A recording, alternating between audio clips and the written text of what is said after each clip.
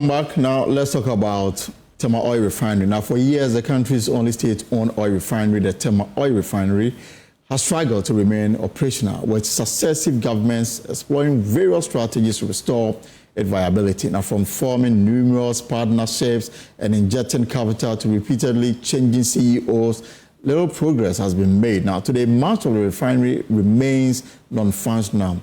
The man now tasked with reviving tour is Dr.Yusif Sulemana.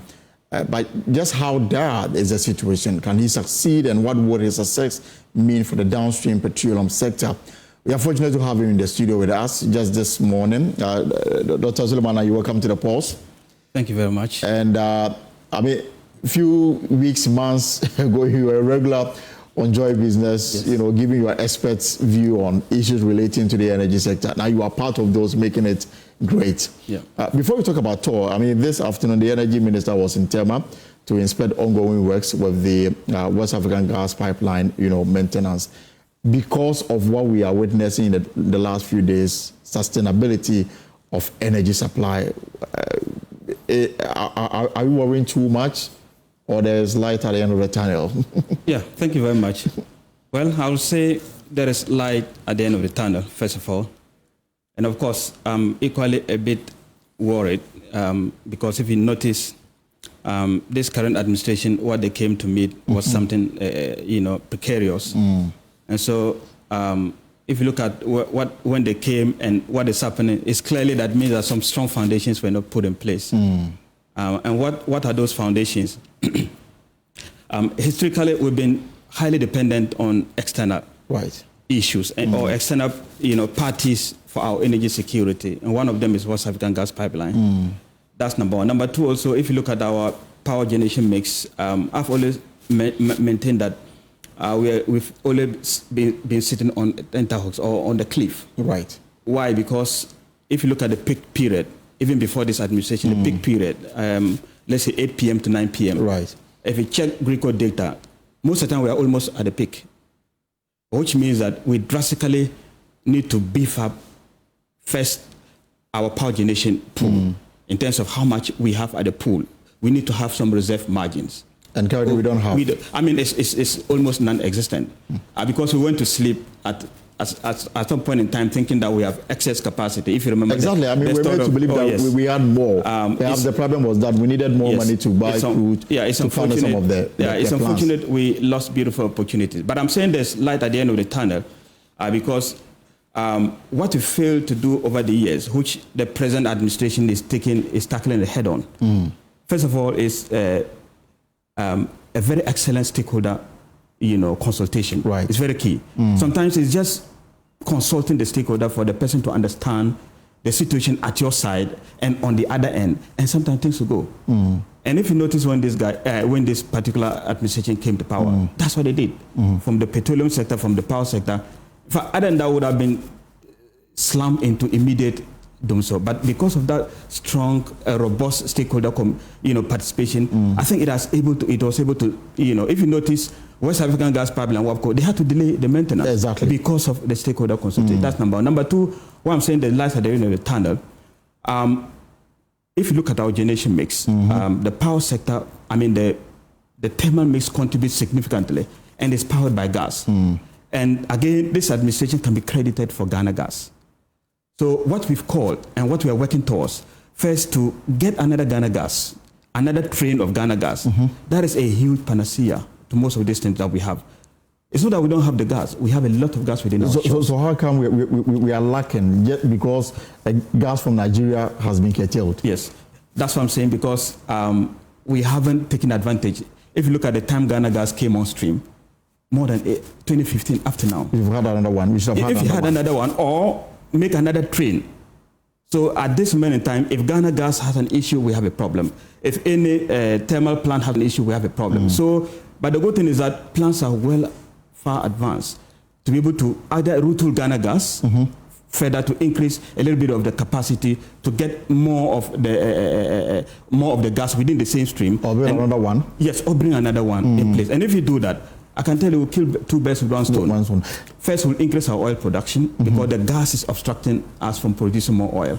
And then it will also help us to beef and make our power sector in terms of power generation robust at the end of the day, and will not be dependent so much on the external pool. On the external pool. We have, Just a quick one. I do know that we, for example, was constructed, and the main role was to come in during peak hours. Constructed as a peaking dam. I mean, in view of what we are experiencing, is it suggesting that perhaps we are allowing we to run maybe 24 hours? Yeah, so we is a credible partner so far as the energy sector is concerned. So yes, of course, most of our generation, we will try to maximize them. We try to maximize them to the best of our ability in a way. But if you look at over the years, our power consumption has skyrocketed. I mean, the economy is expanding. Our power consumption has skyrocketed.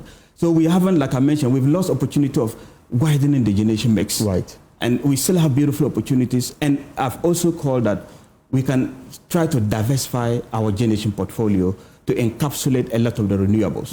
Now renewables can become a bit competitive, especially if you put the right regulatory frameworks in place to attract private sector to participate into the space. So with all that, I think if you have multiple sources, and even nuclear, nuclear too is a potential source that we can do, is long-term wise, by all sources of generation. But what I think we have firm handle on, or where we can easily maximize, is our gas pool. And that will help us a lot with the power generation side. All right. Now let's talk about the Tema Oil Refinery, the entity that you now head as the Chief Executive Officer. And this morning you had a deba with the workers. Yes. How did it go? Well, it was an exciting moment because that was the first time I had opportunity to, or myself and my deputy had opportunity to meet the entire staff. And I can tell you it was a reflective moment for me because when I watched, then I knew almost 50% of the staff. Because you've been there? I've been there, you know. So it went well. They were reassured that, I mean, their homeboy, fortunately myself and my deputy, we have both been there before, you know. So that brought a huge challenge. Okay. The good thing is that how the workers are galvanizing, they are eager to get the refinery back to business. And so everything was fantastic. They welcome the idea of some of us taking the championship or being on the hot seat, right, you know, to manage the affairs of the refinery. But if you look at the inertia within the refinery front over the years, it's simply not something palatable. And I think we are paying the dividends for that, for the refinery not running. In fact, we're going to go into deep as to why TOR has been run down the way it is today. But the debate that you had with the workers, I remember when the minister appeared before the appointment committee for his vetting, regarding staffing, he made a point that it's overwhelming. Is there going to be layoffs? I will tell you no, but maybe restructuring. Because even the core business, if I want to start the core business, I may even need to get people. You may need to bring more people. Yes, we may need to even get more people in a way. So it's the kind of, I think it's the kind of restructuring the whole place to concentrate on what you need to do or what deliver the goods at the end of the day. So the CDU and RFCC, as we have now, we've had a lot of exodus, as a matter of fact, because of inactivity. And some of us also, we had exited some time ago. Fortunately, we are back to put the place in good shape. So yes, the number isn't much of a problem, I can tell you. That is if it is running and running if it's running. But the efficiency is what we need to do, to galvanize everybody, restructure, to make sure that we inject the required efficiencies that is required to get the place into profitability mode. And that's actually what we've started to hit the ground running to do. But to restructure means that, I mean, if for example, some people do not fit the new model that you are running, they may not be able to go with the flow. Yeah, so when I say restructure, it doesn't necessarily mean that telling some people to go home. You know, restructuring means that sometimes you need to be able to, when I met them, I told them our cost strategy, even as we wait for our board to be in place, for us to share and then map up and put meat onto the cost strategy, is to sweat the asset. I told them that sweating the asset simply means that TOR as it stands now, people think TOR is redundant, TOR is useless. I can tell you. I mean, a lot of people would have viewed that. Yes. I mean, the place has been shut down, locked up, and then keys given to the president. There is a lot of activities ongoing in TOR. as we speak now. And if those activities should curtail even, we'll have a lot of crisis. So yes, the core business is not ongoing, but we have a potential for the terminal business that is ongoing. When I talk about terminal business, there's no oil company, either BDC, OMC, that can compete with Tor. Even the new refinery, Centio, they cannot compete with Tor in terms of storage ability. Okay. And Tor still have that credibility. So what partnership that we are having now with most of our BDCs, our shareholders, our stakeholders like the BDCs and other players, is the terminal business. And even the terminal business, we are looking into sweating the asset. And when I mentioned to them sweating the asset, what I told them, we need to maximize the potential of every single asset that we have by injecting efficiency. And it was 100% and overwhelmingly endorsed and accepted by the workforce. We need to take the destiny of Tor into our, we need to take ownership of Tor and let it work and work efficiently. And I think the workers overwhelmingly are ready to do that. We are just putting structures in place to make sure probably, our core business is protected, and then what is currently the cash conduit of the refinery, which is the terminal business, like I just mentioned, the loading gantry, the tank farm, the jetties, GPMS, as you know, that is still, Tor has a huge stake in it. All that, they are key to Ghana's energy security, and Tor still controls that. Tor still runs that. So if even the core business is ongoing, it's not ongoing. What I tell my colleague workers, if you don't get this asset base as we have it now, efficient, then even if we are about to do the core business, we may not be able to get it efficient. Of course, exactly, and even as you restructure, the other point is that to get it running means you need a right human resource base to get it going. Here is the case, because of the inactions of Tor, you've lost a lot of your guys. You went, and now you are back as a CEO. Yes. You've lost folks to new refineries already in town. The FPSO and the rest. Yes. Now, to attract people means that you have to have a plan that will suggest to them that we are back to where it used to be. What is the political will to help you move Tor from where it is right now to what it used to be when it was set up by Nkrumah, and the reason why it was set up? So if you look at the appointment in Tor, with respect to the kind of appointment that is made in most of the energy sector, particularly Tor, you will just on the spot say that without any reservation that the government means business. Because I'm somebody who has talked about Tor. I didn't expect even this appointment, with respect to Tor. I've talked about Tor, and I had Tor at heart over the period, because I believe Tor has the huge potential in it. And when I was given my appointment letter, I was told categorically by my appointing authority that you have free will to let Tor run. And that was where you include the resources to help you get it run. Yes. So for supporting base in terms of the political power base, I can tell you that we are highly supported. And the fact that, experts like us are being appointed to champion that, I think there's light at the end of the tunnel. Well, and then one thing I will add, fortunately, this administration has credibility, if I may put it that way, with respect to Tor. The best time Tor ran was the ending of just before Muhammad left power, 2016. Tor had a beautiful time there. And if you ask every worker there, they will tell you that this was one of the most credible moment or most elated moment in Tor, because they had enough cash flow, because the refinery was in business. And they left closer to 2 million barrels of crude oil in the refinery. Unfortunately, we didn't take advantage of all this, and everything vaporizes. We are back. So that support base that was given, that support base is still there. And if I wasn't guaranteed of that support base, I can tell you that I would have thought twice about. Because the support may come in ways, but in terms of backing it with the action, that's sometimes what is lacking. We are in a state where yesterday, for example, President Mahama was quite clear that the state of the Ghanaian economy is such that, if he should look back, the worst use was that it was criminally handled.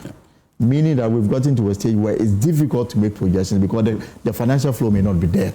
Does it mean that you may not rely solely on government support, but government may give you the power to look beyond the support from government and say that like some entities may do, go to the capital market, look for finance and revive it, because this can pay off for whatever investment that is put in if it's well managed. Correct. I always mention that. I said, why do we leave this beautiful asset? If you look at our downstream, our downstream controls closer to 8% of our GDP. We spend closer from 350 million to 400 million US dollar on monthly basis to bring in finished products. That has a lot of pressure, and you know it. Especially on our CD. That's it. All right. Now, if you check history, those times we had TOR running and running smoothly. I mean, we had stability of a sort. So it is in our best interest, and I think the president saw it necessary to even put that in their manifesto that they want TOR to be revived. And the fact that some of us are asked to take charge of that mantle, it's a difficult seat, but we are ready for the mantle. How are we going to revive that? Exactly. And you put it right. That's the question. TOR, even as it is now, yes, we need external support, undoubtedly. We need a bit of capital injection. And I'm happy to tell you that we have a lot of interesting offers on the horizon. How much, for example, will you require immediately to start work and to bring it up? For the CDU, the Prama plant, maybe I'll take you through what is the process side, but because I've been mentioning the terms so that viewers will understand. In fact, I think there's a lot of interest in this discussion we're having. I'm getting so many texts. Somebody is asking, TOR's core mandate is to refine crude oil. Yes. Currently, both plants, CDU and RFCC, are not running. Yes. And they are asking of your plans to bring these plants on stream and any other lines. Yes, so that's a fact. So if you look at, let me just probably let our viewers understand what we have as a kind of a refinery base. And why TOR is very key. I'm sure we'll talk about why TOR is very key to our downstream. I've already mentioned how you can lift up the pressures on the local currency. If you look at the refinery as it stands now, we have two units. The primary unit is called CDU, crude distillation unit. That is a unit that receives the crude. We just do distillation. It's a very big column. It's one of the beautiful structures that you can have when you go to Tema. There's no structure that is as beautiful as the towers. Right. If you stand at GTP roundabout and look at it at night with the lights, if the refinery is on, it's something beautiful. You see the flare. Especially with the flare. So the CDU will process it. It will get kerosene. We'll get LP. We'll get kerosene. We'll get naphtha, what we call petrol, of course, of low grade, but we'll upgrade it. Then we'll get diesel, right? What we call Hago and Lago. All this, and then small amount of that. All this can be gotten from the primary distillation column. Now, the bottommost part of it is almost a very cheap product. We call it RFO, residual fuel oil. That is the one that is feeding to the RFCC. So what the RFCC does is just to crack that so-called cheap fuel. And I can tell you, when I was there, we used to call it cash cow. You know why? This feed is very cheap. When you crack it, you're going to get a huge amount of gasoline, what we buy, then a huge amount of LPG. That's why we used to call it cash cow those days. LPG gas. Yes, LPG gas. And then the interesting thing is the petrol that is going to come from the RFCC plant, the run is around 94, 95. You know the run we have now? Yeah, 95. 91 even. Yes. The 95 is premium one. Absolutely. So that is the opportunity we are missing. So going forward, the administration they've seen it, they've deemed it fit to get TOR back to business, to the core business. And to do that, we are going to get some partnership to partner with TOR, and the partnership, what is simple do is just to lift up pressure from the government to get that amount of money. And if you ask me for CDU, the primary plan, what we require to be able to get it back, if you get closer to 100 million USD, I mean to put everything into very good shape as standard. Because as we have now, when CDU runs, the petrol that is, or I'll use the word petrol because I don't want you to use the naphtha so that people understand. Right. Yeah, that will come. We'll have the sulfur level that doesn't meet the market. I mean, our current market. Okay. Our current market requires some 50 ppm. That's international standard. Even with the 1,500 ppm or 1,200 ppm that will come, there is a way we can get it through. I mean, we have a lot of market for that. Not even in Ghana, the sub-region, we have a huge market for that. And that's actually why we need the investment. What the investment will do is to get us a hydrotreater The hydrotreater will be able to reduce the sulfur limit to the barest minimum possible that will be able to compete with what is imported. And you are saying that $100 million is what probably may be required now? Yes. With the ancillary structures, you know, we have a lot of structures that is involved. Apart from the main distillation unit, we'll have most of the department, the safety department, the health, you know, all the allied department. When you encapsulate them and we do the rough mathematics, with $100 million, we'll get it in good shape. But even not that up, I can tell you that as the CDU is standing now, we can run it. We only need, number one, the good thing is the furnace was down. We have the furnace, we have the air cooler. We only need a little bit of turnaround maintenance. And that one, I can say, $10 to $50 million. And you expect this financing to come from government, or you are looking beyond government? We are looking beyond that. We are looking for multifaceted sources. For the required capital injection to upgrade it to a standard that can churn out products that will meet the international market, we will need a lot of capital, a bit of capital injection. And that's what I talk about, the 100, closer to $100 million. However, if I have about 10 to 20 million USD, which we are finding even internally, we are exploiting all possibilities, including what it is in ESLA for Thor. We intend to speak to our leaders to look at the possibility, of course, because Boss has been getting that. Absolutely. Whenever we buy a little fuel, of course, Boss gets some margin. We also had some time ago. We intend to explore all that.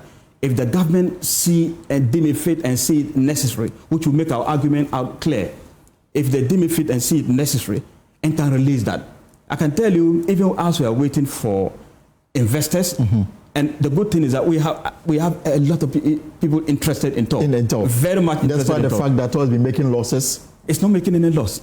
The loss that people are talking about is because of the inactivity. So when they say Thor is making loss, I ask them, loss on what? The thing is not refining. The core business is not ongoing. So it's just unfortunate to say, okay, Thor is making loss. If the core business is not ongoing for almost half a decade now, what do you expect? And when I see Thor workers, I say these guys are performing magic. Because even whatever they pay them is from their IGF, internal generated funds. And how they manage that is just the terminal business. So if they can use that means the potential is there if we're honest. Yes. And even if the terminal business can be enhanced, like I mentioned to them this morning, that is what we have. You don't cut the hands that feeds you. Our target is to get the core business back. We don't intend to joke with our terminal business. We have a lot of tanks that are waiting to be repaired. And I can tell you, if you bring all the tanks, about 20 tanks that are idle now, we are working towards to get it repaired and we bring it back on stream. We are talking about $2 billion US on annual basis plus, just only for the idle tanks. Only the idle tanks. But isn't that the reason why in 2017, the then Minister for Energy, Dr. Mr. Boache Jakom, wrote to, in fact, it was an event in the United States of America where the then Thor CEO, Dr. Isaac Osei, was there. And the energy minister's argument was that Thor should be converted into a tank farm to fully concentrate on that. And it became a friction between the Thor CEO and the energy minister. Eventually, that did not materialize. But it was clear in his mind that that should be the new focus of Thor. And that I also vehemently opposed. In fact, if I may make myself clear, it could generate $2 billion. That's what I'm saying. That is just addition to core business. I'm just saying that because the core business is not ongoing, people are thinking Thor is idle. And I'm just saying that we have other structures that can generate the income even if the core business is not ongoing. What the minister mentioned then, that a lot of pundits, myself, we kicked against, we can't turn Thor to just a tank farm without concentrating on the core business. The tank farm is just part of it. It's just part of the business. It's just one department called MOP, Movement of Product. It's just one part of it. That is even a minute portion of it.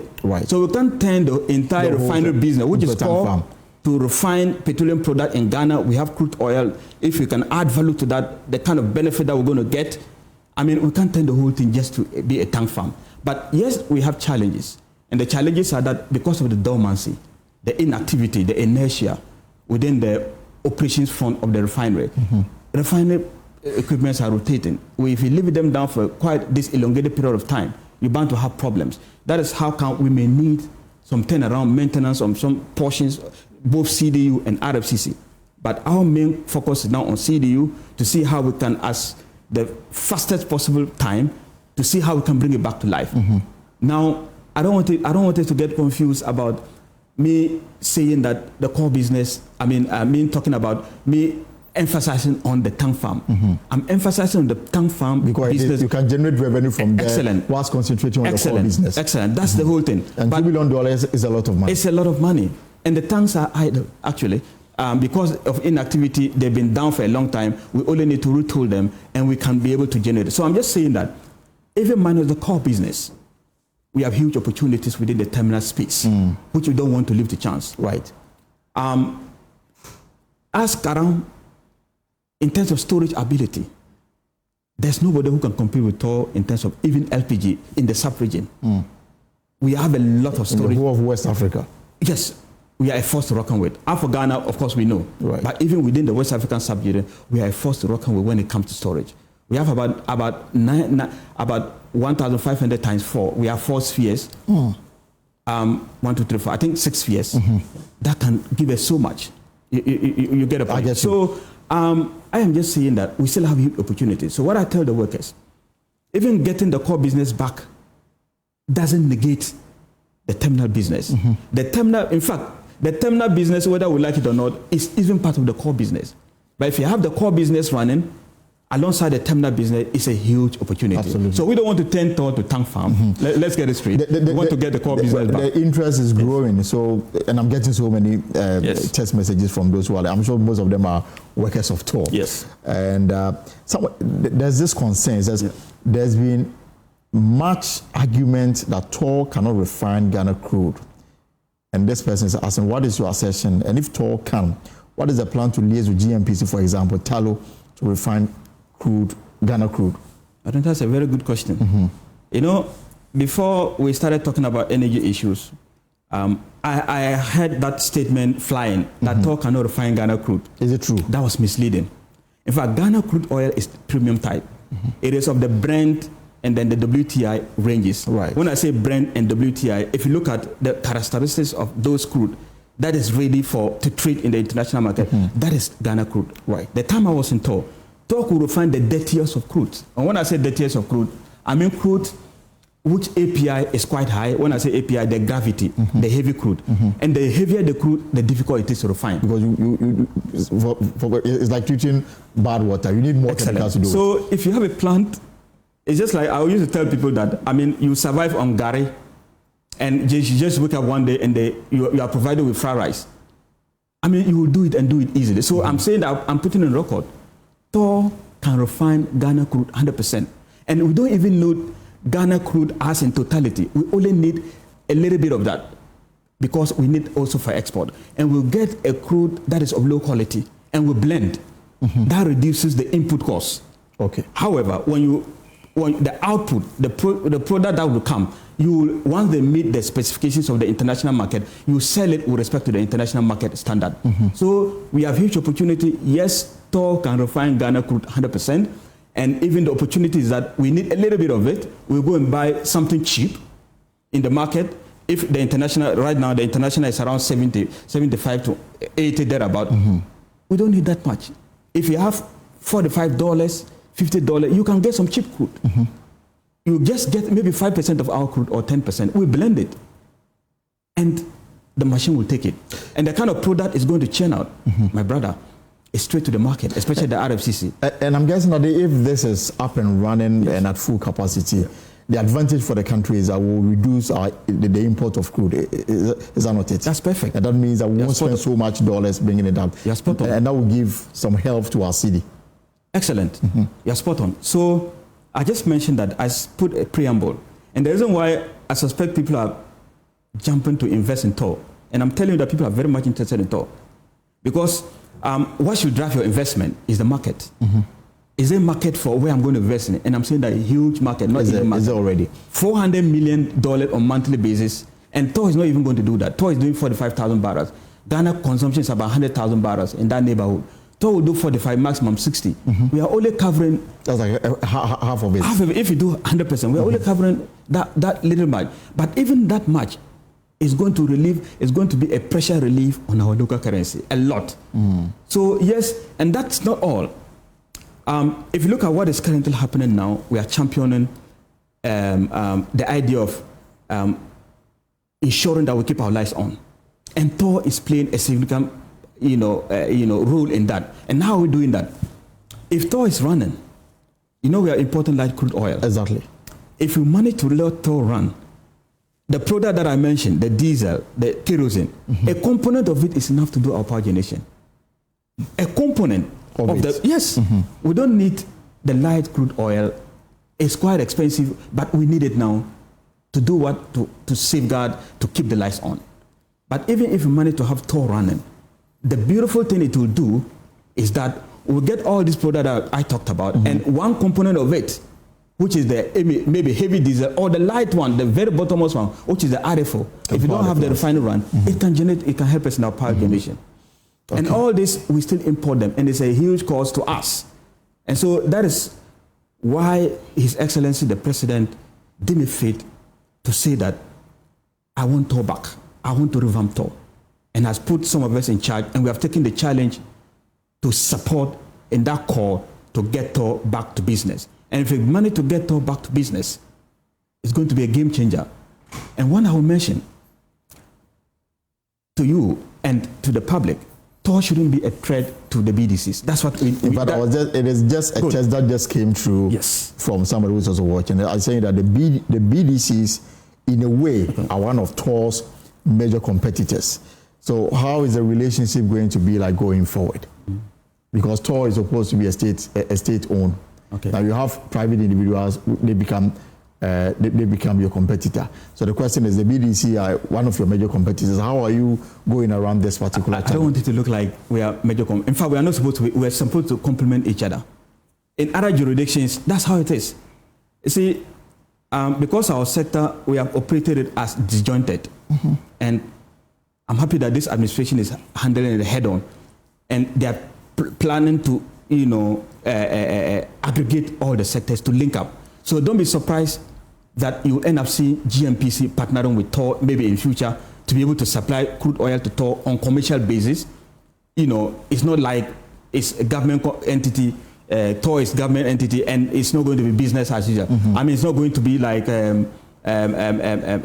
efficiency-wise. Right. So GMPC could supply crude to Tor on commercial basis. Okay. And if you are efficient, we are going to return back the money to GMPC, and they'll love it. And if you're able to link up our upstream and then the downstream seamlessly, and the petroleum sector and then the power sector seamlessly, I can tell you that we'll have a holistic, view, and we'll have an arrest. We'll have a complete grasp on our energy security. So to come back to the substantive question, yes, BDCs are not our competitors. They are, even as we speak now, we work with them a lot in the terminal business. Right. Most BDCs, I told you that in Ghana as we speak, there's no BDC that has capability to store product like Tor. Like you do. So how are they surviving? We are in partnership, and that's how come we also get our IGF, internal generated funds. They bring the product, we use our pipelines, our gantry to store the product, and then they pay us what is due us. So we are already partners, but we want to move the partnership beyond that in a way that Tor running shouldn't be a threat to any BDC. It should not be like that. So we rather have to partner even within the core business. What is more beautiful than a BDC lifting product from Tor than rather going to Amsterdam or Netherlands to bring the product? I mean, what is more beautiful than that? So we are working towards that to demystify that kind of, that kind of perception. And it's out there that if Tor run, BDCs will collapse. And so people are thinking that, I mean, it's in the best interest of BDCs to get Tor down. No, it's not in anybody's best interest. It is not in anybody's best interest. If BDCs can get the product from Tor, if Tor could be retooled to provide the BDCs, and they've openly, I received the CEO of the BDCs, the Chamber of, the oil, the distributors. The distributors, right. BIDEC. He visited in my office, and he expressed his readiness to partner with Tor. Okay. So, I mean, we are in serious collaboration, but we want to move to the next level. What we are telling them is, this 400 million that we are taking out, can you rechannel that to invest in Tor? I mean, that's one school of thought. If you can do that to get Tor in good shape, and then we can provide you this product, and then you don't need to travel outside to import it, I think it will be a win-win situation. It will be good. So this retooling, when exactly is it starting? So, come again? The retooling. Yes. Is there timelines that you want to get the place up and running to full capacity? If you finalize with our investor tomorrow, we will start something. So there's no timeline. Everything is contingent on the time we're going to get the investor. And I can tell you that we are seriously pursuing that, or we are aggressively pursuing that. And I told you that... Are there investors that you are talking to? A lot. Where has it got into? I mean, they are interested. Mm-hmm. We just enter into the space. Of course, every investor will tell you he can partner. Mm-hmm. But it's now we have to see. But already we have something on the table that we are looking at to find out if it's something that meets the standard and Ghana is not going to shortchange, we are good to go. The last time similar arrangements took place, it nearly resulted in civil unrest at all. But of course, we are talking about different administrations altogether, and I just told you that I have a belief that... But you're not dealing with that same investor. There is a different investor? No. Well, that I want to keep. But of course, it's not the same investor. Maybe let me put it on record. We have different investors. And we're hoping, even if they want to come back to deal with Tor in good faith and Ghana is not going to be shortchanged, we are ready. Okay. We are ready. But I'm telling you that we have a lot of people showing interest. So people saying that Tor is not profitable, it is not true. Maybe in this current state, we are struggling. But with the required investment, and I'm even telling you that even the core business is not ongoing, Tor is able to survive. But it's just that we are living hand to mouth. But again, Dr. Sulemana, you know that the investors will look at certain indicators to convince them to say that this is a credible organization that I want to partner with. Yes. So when they read stuff like this on the internet, for example, this came from the MPP's running mate, who was then the Minister for Energy, Dr. Matupo Gupempe, where he reviewed that crude condensate worth $2.5 million had gone missing from the Tema Oil Refinery. He says, to quote him, he said, I gave Tor a new business opportunity in the premise fuel market that all the condensate from Ghana gas will be used for making premise fuel. The last time I heard, over $2.5 million worth of condensate had gone missing from Tor. I've heard about that. I don't know much details about it. I'm sure that's different. In the handover notes, we were not updated on this. No. Periodically, we don't have this kind. And I'm just telling you that we are tackling Tor issues holistically. We have a kind of commercial losses and a kind of technical losses. And the workers, I can tell you that the resolution is massive. They are resolved to increase efficiency of Tor. And when I met them this morning, I told them that we need to take this asset and operate it like our private business. Right. And how do you operate your private business? You will not see your private business going down and you leave it to go down. No. Even if you see some more practices somewhere, you need to be able to blow the whistle. But overall, plans are far advanced to ensure that we have robust product accounting. And when I say robust product accounting, all this resulted because we lack some kind of critical flow meters. Okay. A flow meter that will tell you how much is coming. For all you know, maybe all this may not be true, but how do you defend that? Right. And we are ready to tackle it head on. We are currently in the process of, it's almost, I can say 95% complete. Once our board is in place, we're going to get straight to business to fix our flow meters on the tank, especially the LPG fears. And most of the tank, the flow lines, we already have a lot of, plans in place, far advanced. I had the handover notes, which we are planning to pursue to make sure that our material balances, when I talk about material balances, nobody brings his product and we don't know how much is coming. Exactly. That will be the thing of the past. Yeah. I can guarantee you. We are plans are advanced to insert or to install flow meters on the incomings and outgoings. And if you do that... Currently there's none. It's not enough. It's not enough per standard. And that's actually sometimes where we have products not being, argument on product coming in. Yeah, that will create room for some of these suspicions. Yes, and those sometimes it may not have basis, but when you come to the table, what is the argument? You tell me this amount is coming. I'm sending you 100 metric tons. Is it actually 100 metric tons that is in my tank? So once we have the tank gauges, I think most of these things, it will be history. Okay. And I'm assuring you, we are tackling it head on. It's one of our strategies to sweat the asset. And when we say sweat the asset, we want to maximize the potential of every single asset within the refinery. And that includes the tanks, that includes the loading rack, that includes the pipeline interconnections, which we are currently making our monies from. We want to sweat them. And sweating them means that we want to maximize the potentials of them. And that includes increasing the efficiency. So those arms will help us minimize technical losses in terms of the product accountability, how much comes in and how much goes out. Yeah. There's this also, somebody saying that unionism in TOR is key, and over the years, they've seen how strong the unions have been, and how do you intend to work with the unions? I'm told that there are 2 unions operating at TOR. Yes. So how do you intend to work with them to achieve utmost efficiency and productivity? Yeah, it's true. TOR has one of the robust. I just got to know after entering there that they are quite strong. They have, and they are at the core of the business. They understand the business. So it's collaboration, it's coordination, understanding why we need to get this business back. And what I tell them, we met them separately and we met them together. Okay. And they've all resolved in unison that they want to support us. They've given us their 100% unflinching support. Because you've been one of their own. Possibly the reason, possibly not, but we've been able to lead them, and the signal we are getting from the union. And I say kudos to them if they are listening, that we are very much appreciative of the fact that we are getting an overwhelming support. And we tell them, unity is critical to the business.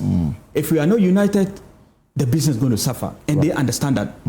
And so I can guarantee you that the kind of assurances that myself and my deputy are getting from the union, it is overwhelming. We only need to safeguard and maintain that. And I think if you do that, the sky will be the limit. So Sulemana, we are wrapping up. So, the government has a 4-year mandate, yes, and you will be there at least for the term.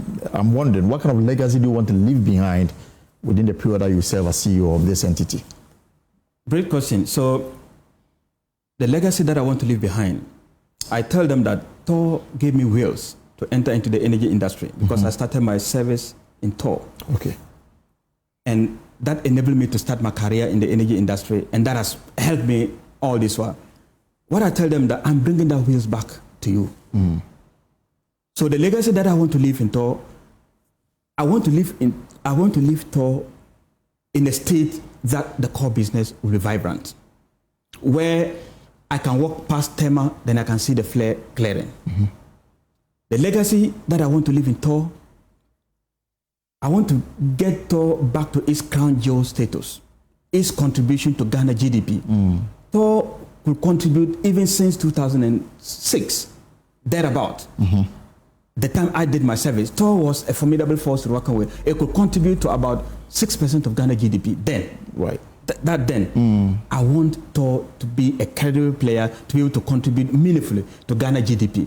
And that means that getting the core business back to fruition and then maximizing the potential of the asset base within TOR. If you can do that, I think I will leave TOR as a happy man. And then somebody just came to with Sentio, and whether Sentio poses a threat to the revival of TOR. Well, just like I'll say same statement to BDCs. Sentio shouldn't be a threat to us. We can be credible partners to each other. And I'm just telling you that even Sentio is designed to do 100,000. They don't have storage capacity like TOR. So whichever way, TOR will be relied upon for even those who are perceived to be competitors. Oh yes. So that is how significant TOR is to Ghana energy security or Ghana energy industry. So the news out there, TOR is redundant, TOR is useless, TOR has debt. I tell them, debt from what? The core business not running. What is that? The workers are performing magic, I can tell you. With the core business not running, and yet they can float. When I say float, I mean they get the salaries, but we need more to happen. So what I would say is that Sentio, we are open to them to partner. We are already in partnership. We've already given them some of our tanks to store some of their products, even as of now that they are not running. So TOR welcomes Sentio to be a partner. We are not competitors. if they are ready to do credible business with us, and I'm using the word credible, because we not allow anybody to be parasitic on us.